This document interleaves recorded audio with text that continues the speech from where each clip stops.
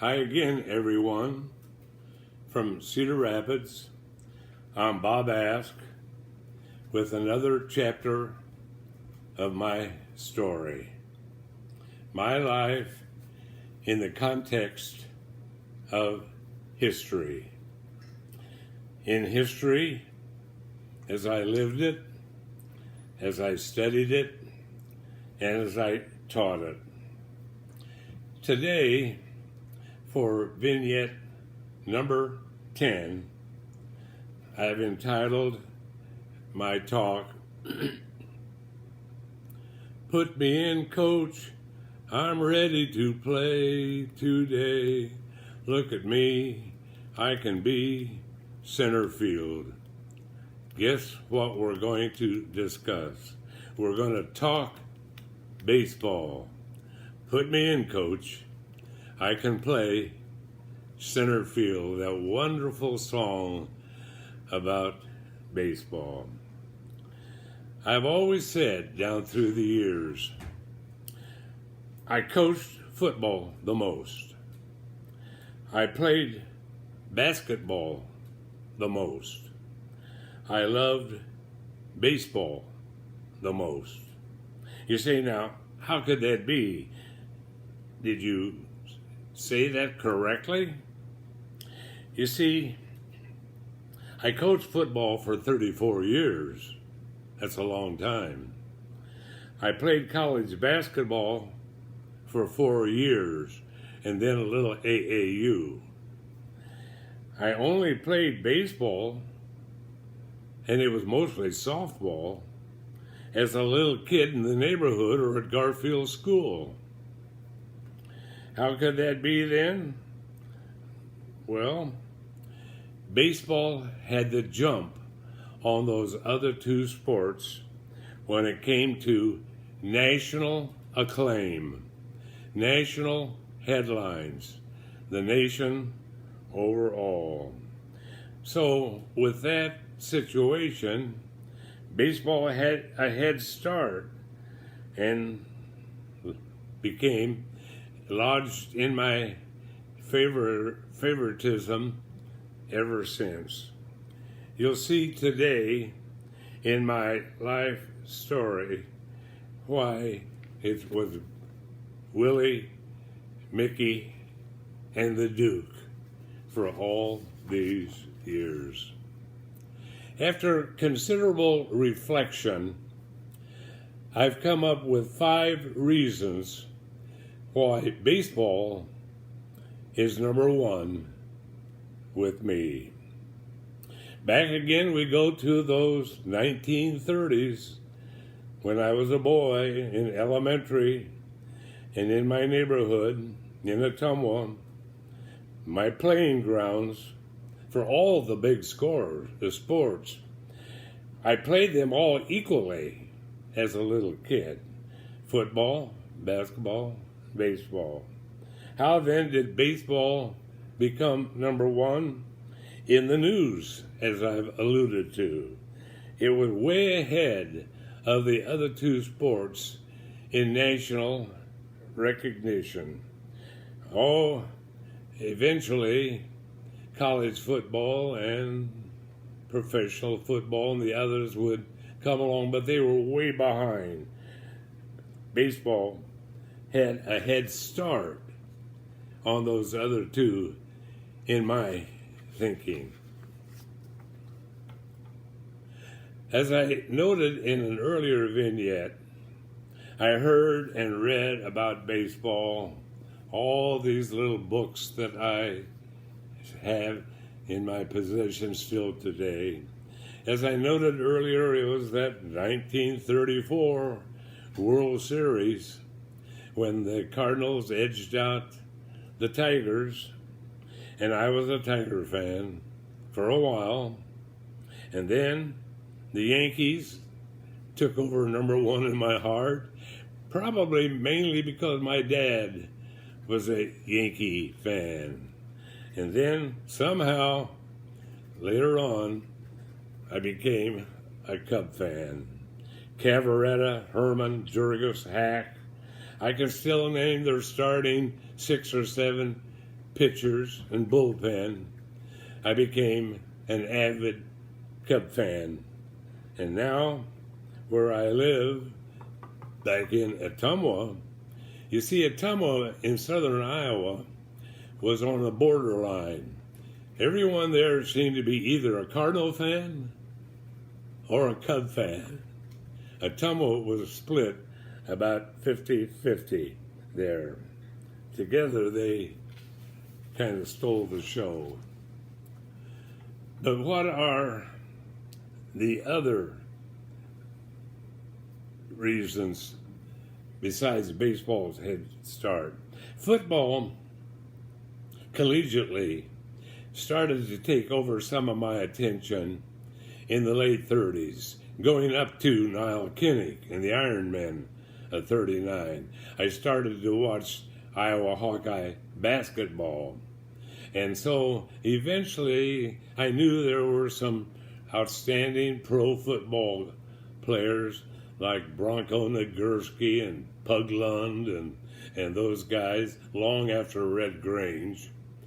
And basketball, all I knew was that there was a tall player by the name of Mikan played up in Minnesota, but you didn't know who they were. In football, you get to know the players. Or in baseball, you get to know the players. I'm going to come to that in just a few minutes because that is probably the primary reason it holds that high esteem in my heart. But then number one was the head start. What's the second reason? The game itself is a reason. I like the spacings that are perfect. Bases 90 feet apart, pitcher to home plate 60 and 6, the mound slab 10 inches high, and everything spaced just so right that you can have a double play, which I think is one of the most exciting aspects of any game of baseball or any other, the double play. So the spacings are perfect for close plays, beautifully done. The skills required in baseball are without peer, I think, in the other major sports. You got to be able to hit the ball, you got to be able to catch the ball, you got to be able to throw the ball, and you got to be able to run.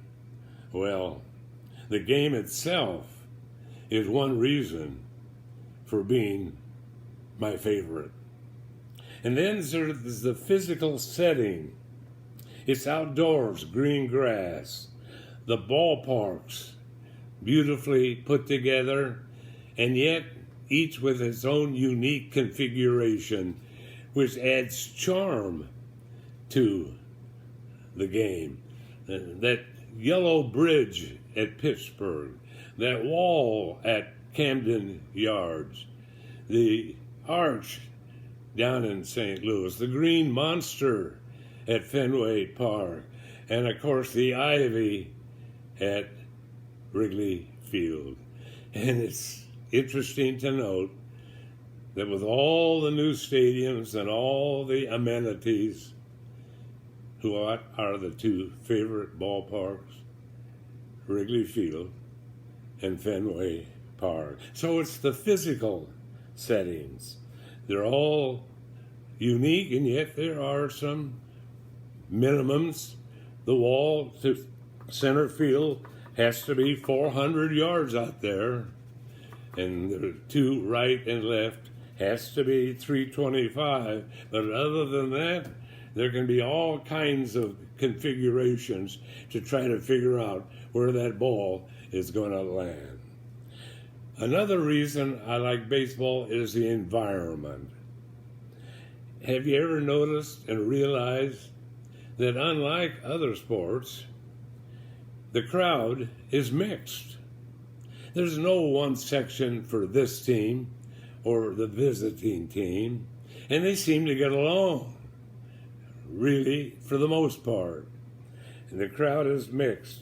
And another reason it's such a charming game is in the majors is that there are so many games that life and death is usually not determined by just one ball game. You can relax, you can enjoy it, and if you lose, hey, there's always tomorrow, and it's just around the corner to redeem yourself.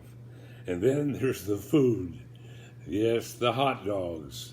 Look at the Colonel's games here in Cedar Rapids. How many hot dogs go down the tube?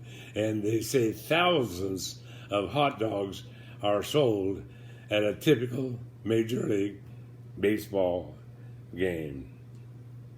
And then coming back to that one reason I hinted at earlier. How many avid fans even know who the linemen are on the Green Bay Packers or the Chicago Bears? How many know their names? How many would recognize them on the street? Baseball players, we get to know intimately, and they each get their chance one by one with the focus of our attention on each one of them. You know their names, you know their stats, you get to know their personalities, and all about their favorite players. You can get to know all the players closely. Well, I even like the names of our baseball players.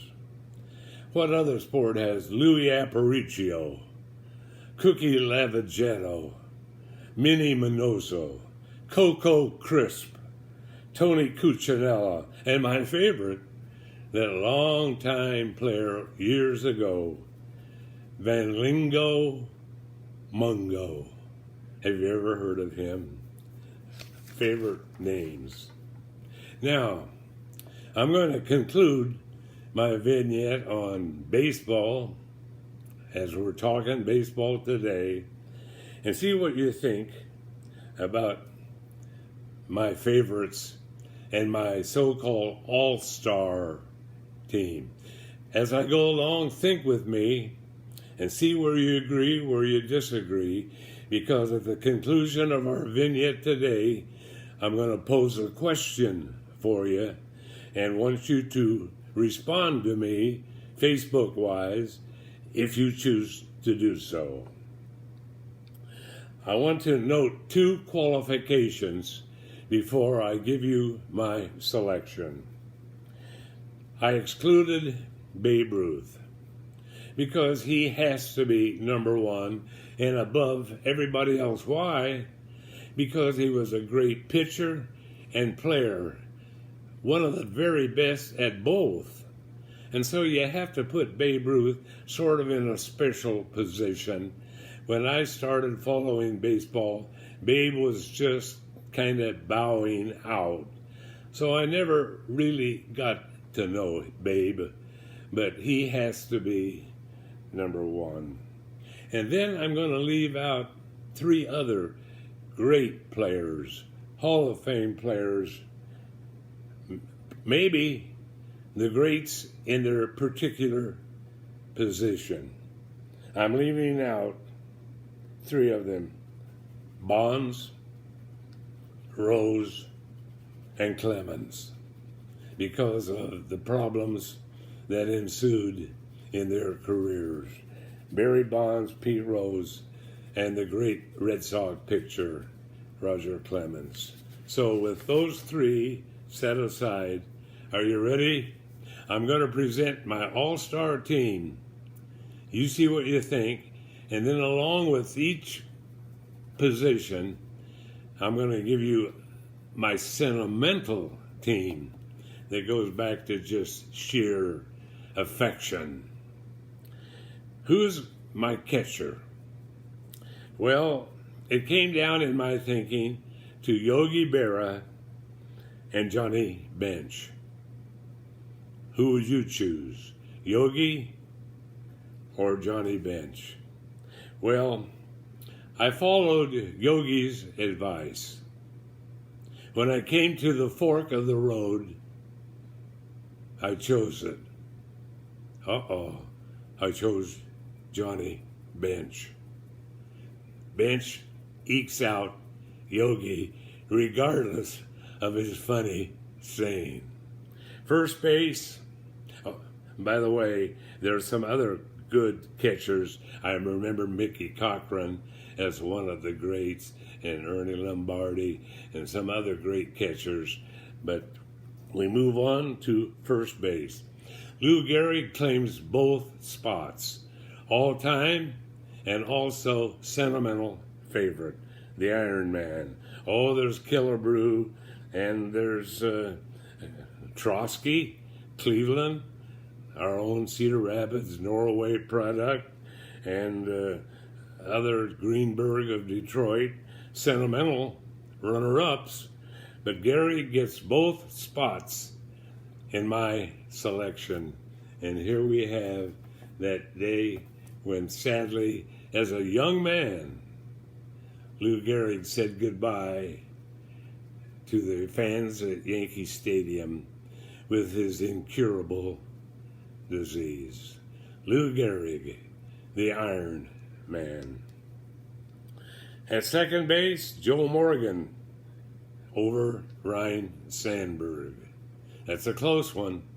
I'm a Cub fan. It hurts me to say that, but I think Morgan from the Reds has the edge.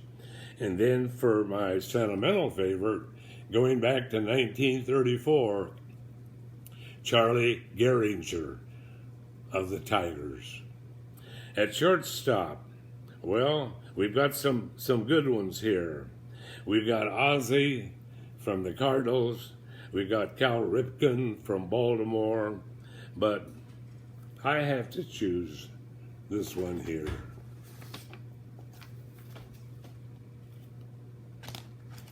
I'm choosing Ernie Banks. Why? Because he's not only a real good player, but I even had a chance to visit with him once down at Mesa in spring training. And I got to like Ernie. And so why not choose him? Put a Cub in there, right? Well, those others were real good too. On my sentimental list, I like Luke Appling of the White Sox. And I like Lou Boudreau of the Cleveland Indians. We go to third base, and over Matthews and George Brett, I'm going to have to choose Rick Schmidt of the Phillies as my third baseman. I like Hack from the Cubs on my favorite team. We go to the outfield. In left field, taking both positions, all-star team and sentimental, Ted Williams of the Red Sox, the splendid sprinter. I even had a chance, Marilyn and I, to watch him play in Chicago on one occasion. But now it's those other two positions, baseball fans, I'm having trouble with. I've gone to Google, I've searched stacks, this guy against that guy, how evenly they all turn out. So I'm going to give you 4 names, and you're going to have to help me, and at a later date, I'm going to make my final decision. If you can help me and want to throw me one way or the other, that's up to you. But here are the 4. Mickey Mantle, Willie Mays, Hank Aaron, Stan Musial. You help me select the 2 because they're all so even. Do that if you choose to do so. My pitchers, well, I've come up with this as my starting lineup. Sandy Koufax, Bob Gibson, Cardinals, Greg Maddux, the great Cub. Bob Feller, going back a long, long ways, the Iowan, the Cleveland Indians, and Nolan Ryan. What do you think of that starting lineup? You say, who are your sentimental favorites? Schoolboy Rowe, Tigers. Lefty Gomez, Yankees. Lefty Grove, Red Sox. Now, who should I choose for my manager? I'm going to throw a crazy one at you, because maybe I'll name one that you've never even heard of before. My manager, Connie Mack. Do you know who he is? If not, better go to Google and find out. My baseball team,